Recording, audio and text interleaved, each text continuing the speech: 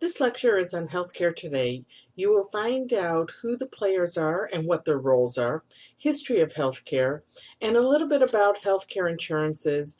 And at the end, you will find out where does the system and occupational therapy go in the future.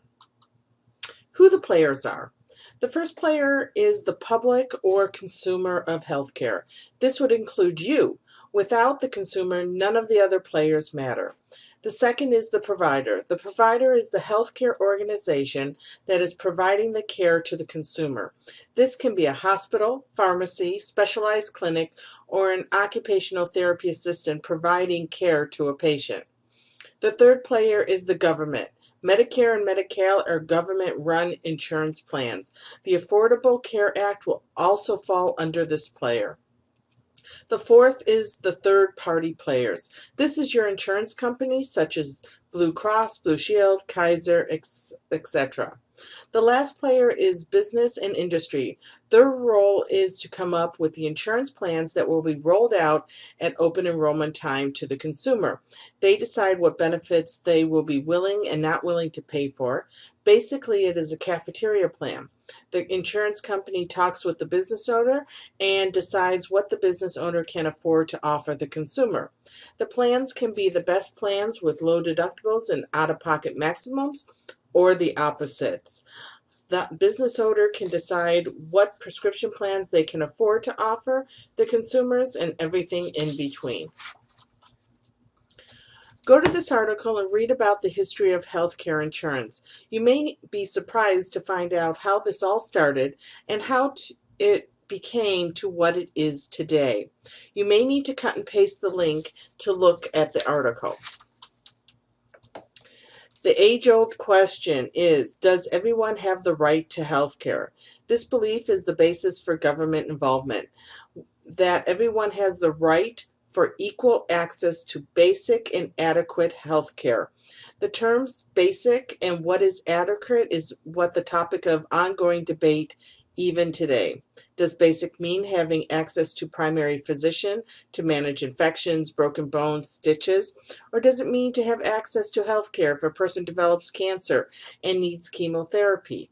Consumers develop diseases even if they did not do anything to make them at risk. For example, there are many people who have never smoked and develop lung cancer. Healthcare is expensive financial resource for businesses and the government. Who will pay for this right to access to healthcare? There are ethical issues that are brought up around having the right to health care. If the government comes up with the insurance policy, do they also have the right to decide what treatment a person may or may not receive? Things to ponder as we move into the Affordable Care Act in 2014. The government's role in health care is deciding health care started with the Hill-Burton Let's try that again, shall we? The federal government role in healthcare is deciding healthcare. This all started with the Hill-Burton Act of 1946. The Hill-Burton Act, or the Hospital Survey and Construction Act, was a federal law passed in 1946, sponsored by Senator Harold Burton of Ohio and Senator Lister Hill of Alabama. They gave grants and loans to hospitals to grow and to modernize. In exchange for these grants, hospitals were required to provide services, a reasonable volume of care to all people in the area, regardless of race or creed, and to help people who couldn't pay for by providing free and reduced cost care. Hill-Burton hospitals must also participate in Medicare and Medicaid programs, post information about their community service obligations in English and Spanish, provide emergency services, and maintain unbiased patient admission policies. Roughly 200 hospitals are still obligated to offer free or reduced cost care to patients at or below federal poverty guidelines because of their participation in the Hill-Burton program. Although the program stopped providing funds in 1997, this bill was, in part, designed to address the shortages of beds in the underserved areas. especially across the rural South. Hill's home state of Alabama, for example, created more hospital beds per capita between 1948 and 1970 than any other state besides Mississippi. Within the mental health arena, the Mental Retardation Facilities and Community Health Centers Act came into play. As of October 31st, 1963, Public Law 88-164, 77 Stat 282, to provide assistance in combating mental retardation through grants for construction of research centers and grants for facilities for the mentally retarded and assistance to improving mental health through grants and construction for community mental health centers and for other purposes. The federal government is involved in human resources legislation and healthcare planning. The Joint Commission on Accreditation of Healthcare, known as JCAHO, is the government-run program that sets the standards for healthcare facilities. The National Health Planning and Resources Development Act of 1974 provided for 1. The development of guidelines for national health planning, 2. The establishment of area-wide and state healthcare planning agencies to deal with needed planning for health services, manpower, and facilities, 3. Financial assistance for development of resources. The last healthcare planning group that the federal government is involved in is the Social Security amendments, basically Medicare and what they will and will not cover. There are many organizations that provide care. The federal government provides care to our veterans, armed forces, and public health services. The state government provides care to prisons, hospitals for people with mental illness, state medical hospitals, and state university hospitals, such as the University of California Davis Medical Center, known as UCDMC, on Stockton Boulevard. Local government provides care to city and county hospitals and clinics and rehab facilities. There are nonprofit organizations who provide health care. Some examples are charity hospitals such as Shriners, community hospitals, HMOs, home health companies, hospices, specialty hospitals, and PPOs. For-profit organizations are facilities owned by individuals or groups for care of their own patients. Investors own facilities, walk-in medical clinics such as urgent care. In past years, when a patient had a stroke or spinal cord injury, they would be in the acute hospital for several months, then go to the acute rehab for 3 to 9 months, then go home and receive services at either home or outpatient. Now a patient who's had a stroke will be in the acute hospital for 3 to 5 days, or until they are medically stable to go to the rehab facility or a skilled nursing facility. They will keep them there for 2 to 4 weeks before going home and having home health for another 2 to 4 weeks before going to outpatient for up to 12 visits. PPS stands for Prospective Payment System. A prospective payment system is a method of reimbursement in which Medicare payment is made based on predetermined fixed amount. The payment amount for a particular service is derived based on the classification system of that service. For example, diagnosis-related groups for inpatient hospital services. CMS uses separate PPSs for reimbursements to acute inpatient hospitals, home health agencies, hospice, hospital outpatient, inpatient psychiatric facilities, inpatient rehab facilities, long-term care hospitals, and skilled nursing facilities. Because of PPS, hospitals found it advantageous to keep up with the services they need within their medical group. Kaiser, Mercy, Sutter, and UC Davis all have these services needed to treat a stroke patient and keep them within their system. This way, the money stays within the system. Healthcare networks were created when some combination of hospitals, physicians, other providers, insurers, and community agencies work together to coordinate and deliver services. Some common features of healthcare networks are having a strong financial and organizational management, a well-developed market strategy, built-in referral strategies and resources, broad geographical approach, expansive model of service delivery, and shared services for purchasing, billing, maintenance, and marketing.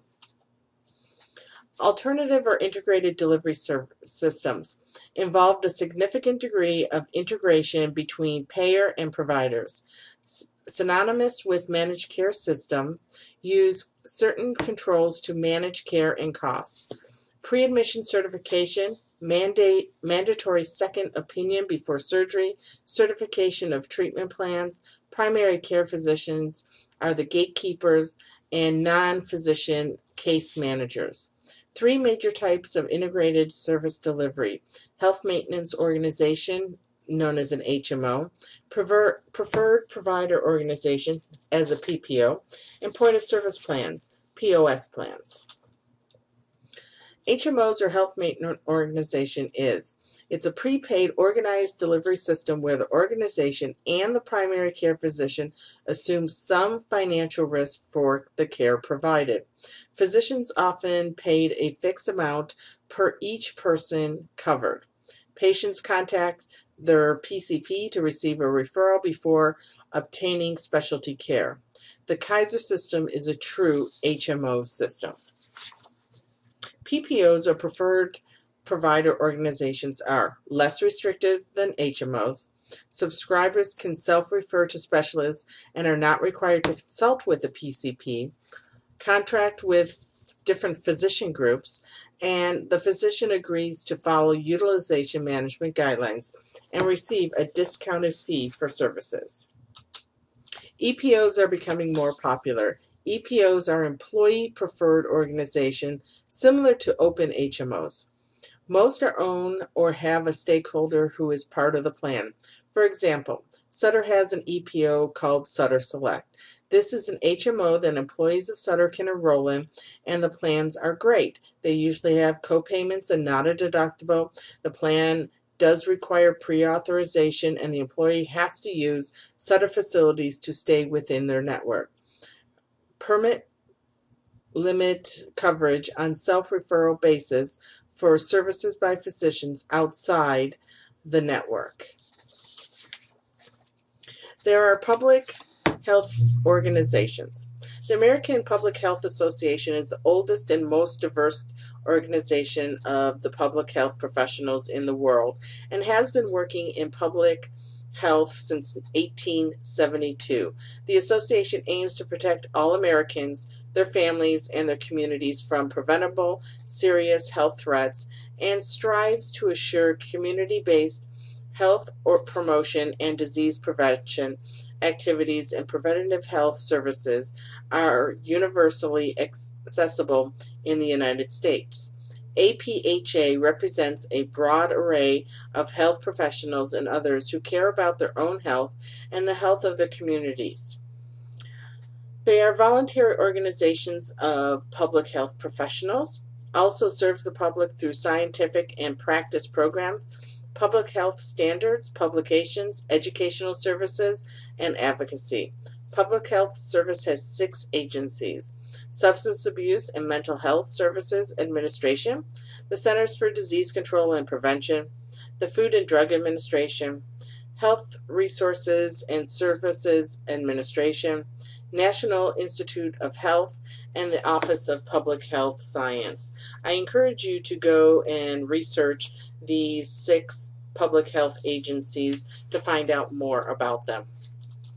The evolution of occupational therapists came out of the growth of the numbers of OTs as well as distribution of practitioners across practice settings. Most OTs work in a single work setting defined as specific location where respondents regularly and customarily provide occupational therapy services. School system is the most popular primary setting for OTs by a wide margin. Freestanding skilled nursing facilities are the most popular primary settings for OTs in 1997. This dropped to a distant second place to school settings. Freestanding skilled nursing and school systems remain the most popular OTA primary settings. So where does the system in occupational therapy go from here? Depending on economic trends and cost containment, having OT as a discipline that can stand alone in home health. Okay, let me start this again. So where does the system in occupational therapy go from here? Depending on the economic trends, such as the Affordable Care Act, this is going to be a major change in our system. Cost containment, having occupational therapy as a discipline that can stand alone in home health or within the school systems.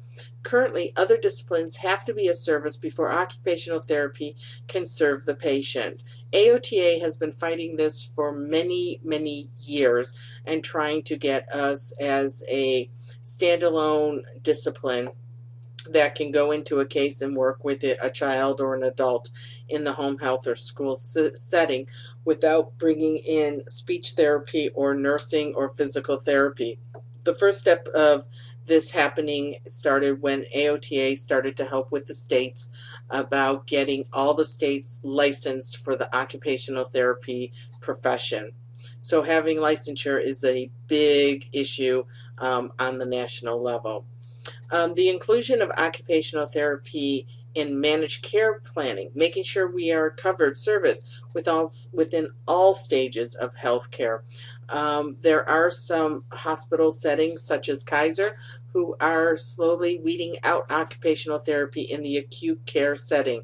They feel at that level that occupational therapy is not needed.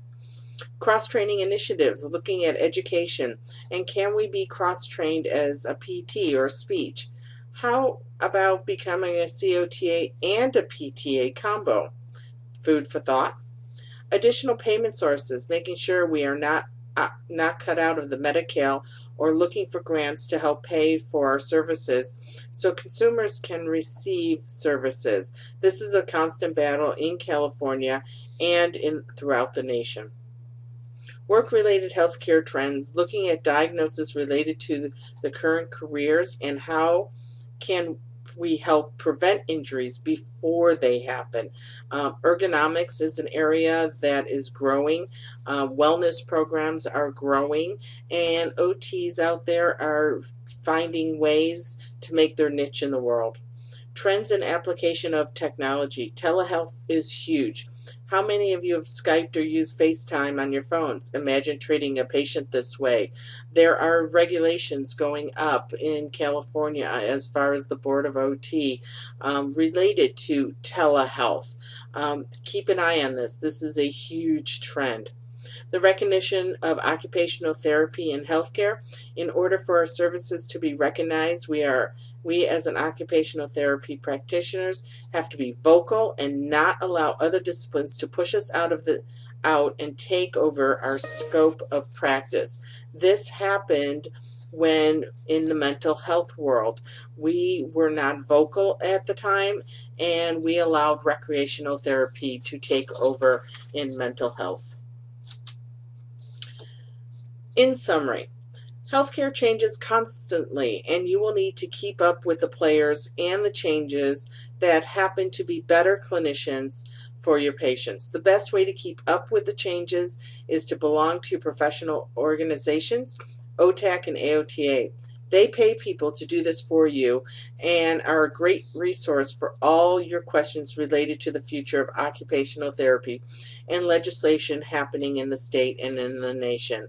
The first step is to become a member of both.